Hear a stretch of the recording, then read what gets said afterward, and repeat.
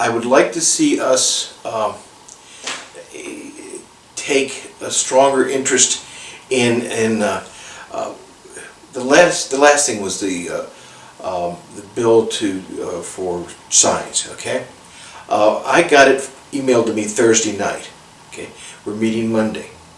Okay, I could understand the bill. Okay, now the zoning order. What was the bill? The bill was basically, we separated the bill. The bill was part of the total sign rewrite, and we separated that part which dealt with the theater, the marquee, okay, and pulled that out. In zoning, a comma, a period, or one small change in the adjective can modify the whole bill. And the fact that this was basically new. I mean, the wording hasn't changed, but the bill was new because it was by itself. The public had an opportunity to see it. We were voting on something that the public, now nobody came by to look at it, but they had the opportunity for 2 weeks. And we sent it back to the Planning Commission. Unfortunately, the Planning Commission, just nodded their heads. They didn't do anything with it, but they should have looked at it and read it. And they thought it was a political move, apparently. And but it was. How so? I mean, well, I think that they thought I was either going to run or running for mayor and a council person, and I was going to try to make some mileage out of this. Yeah. They're delegated to enforce this. Okay, they should be having the last word. Like I said, in the zoning ordinance, a period, a comma, a separation of two adjectives can change the whole text. So that became vitally important.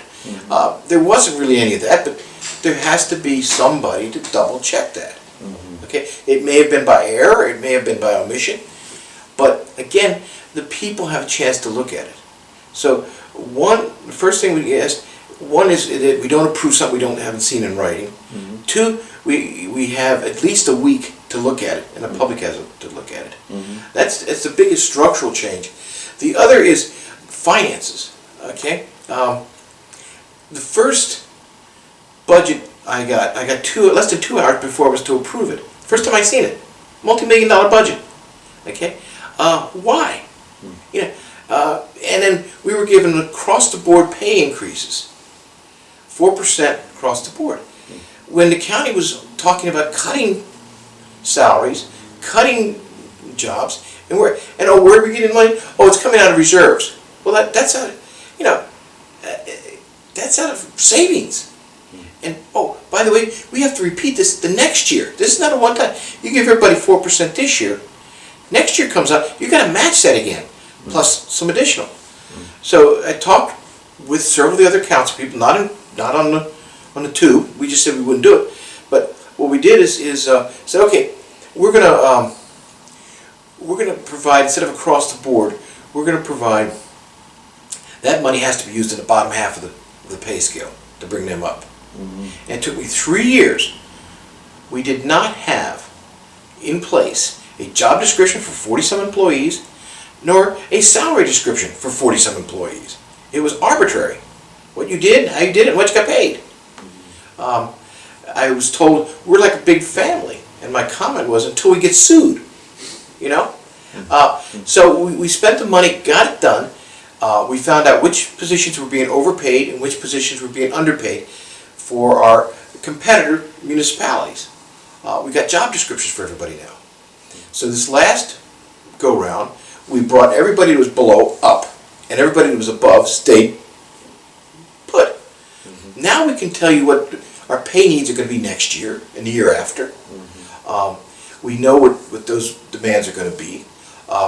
Everybody's got a job description, and when they move from one position to the other, they know what their salary is going to be in the new position. That was never there. Never. How do you run an organization that way? Understanding the role of the armory, and its roots were in this idea of immediately approving. Okay, and that got terminated. I mean, we weren't going to I'm sorry, what does that mean, terminated? Well, the college, okay, the attorney for the college wrote the agreement up, the MOU, not the town attorney. It'd be like having you're in a divorce court, having your divorce, your spouse's attorney write the divorce agreement up. No matter how you change it, it's still tinkered to their. And there was not only money, but there was also use of the facility, how it was going, a variety of other things that took second place. And I had talked to people, and again, we were in the middle of the recession. People said, "Oh, it's a white elephant," and they said, "You got 4 acres plus sewer and water on the Chester River. The last 4 acres of sewer, you know, location, location, location." The price of the armory dropped from $500,000 to $300,000. The college had agreed to pay $500,000 first. I said the $200,000 should come to the town. It's part about 10 years worth of tax revenues if it went private. And that people just didn't understand what I was saying. They thought I was trying to rob the college. Fortunately, a couple of the other commissioners or council people agreed with me, and we stayed the course. And the college eventually said yes. Well, it was a private donation, wasn't it? Well, yeah, that's what they called it. I don't, you know, we got the money, and here's the big difference: the money is set in our budget as a separate line item.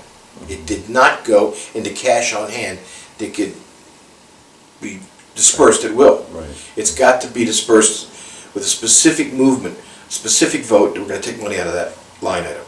We have to recognize the college is one of the 3 economic pillars in the town: the hospital and KRM being the other 2. But it doesn't mean that every decision the college makes is going to benefit the town. The town has to take a long-term view of what's beneficial for itself. And because the college is such an important part of our economic standard, I mean, the college has a major say to begin with. I mean, but it doesn't, if the college says, I want to do X, and X is going to cost the town Y and Z, I can't go with that. I do have a problem with the college coming in and, back to the armory, they wanted it, they didn't need it, okay? They said there would be 6 jobs. I had people willing to put in multi-millions of dollars, 50 jobs, you know, when the economy straightened out.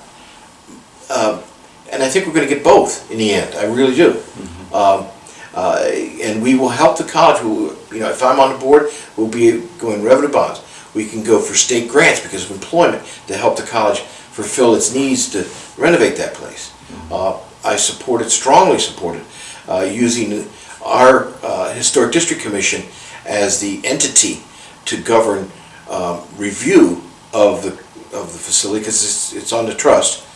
And the Maryland Trust turned it over to the town with the responsibility of governing the redevelopment of the site. I strongly supported that. In fact, that's one of the suggestions I made early on to do that. So I see. I've met with the president. I said, you know, we may have gotten off on the wrong foot, you know, initially, because and I said, you know, I support the college, but my responsibility first and foremost is to the town.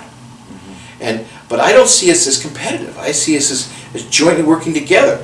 Now, they're going to be, like in any partnership, there's going to be some discussion. And we need to sit down and discuss it from time to time. And one of the things that happened, you know, to start the whole with the college, was we didn't see that. The college came in fully expecting to sign this memorandum of understanding. We got it just before we sat down. This was the way. But that's not the college's fault. No, that's not. But they wound up in a discussion that the mayor and council were having between themselves, sitting there, getting burned, because we were talking about stuff we should have talked about when they weren't there, or at least understand. Yeah. But this was the pattern that I walked into. Was, you know, we're here to approve what they tell us to. I mean, it's. Well, let's. We went through 2 major economic booms, okay, housing booms. How much was done downtown? In 25 years? Nothing. No new apartments, nothing. Because it is too much of a quagmire to get through what we have. I suggested in the rewrite of zoning that we provide for an opportunity for people to convert the upstairs of the apartments to apartments by size, you know, minimum 400 or 600 square feet. The other codes, housing, fire, we have in place. So there has to be windows, all that.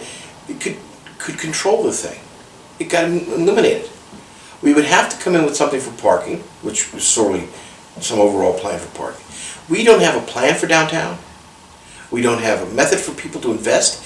An investor does not want to invest when in murky waters. They want to see a clear pathway. They don't want to see, I've had a number of people come to me and say, oh, things changed. You know, I came here 2 weeks ago, it was A, now it's B. I can't operate there.